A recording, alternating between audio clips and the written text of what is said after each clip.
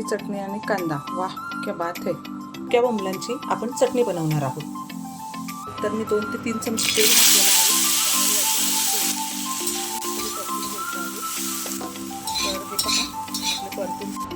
तर इथे मी 5-6 लसूणच्या पाकळ्या घेतलेल्या आहेत, आलं घेतलेलं आहे आणि 2 हिरव्या मिरच्या घेतलेल्या आहेत आणि थोडीशी कोथिंबीर घालून घेतलेली आहे आणि हे वाटून घेऊया. तर हे पहा, आपलं हे हिरवं वाटण तयार आहे. तर 2-3 चमचे तेल घातलेलं आहे आणि हा मसाला घालून घेतलेला आहे आणि हा छान कढीपत्ता आणि कोकम घातलेला आहे आणि 1 चमचा लाल तिखट घातलेला आहे. आपण हे जे बोंबील लागेनुसार मीठ घालूया आणि थोडीशी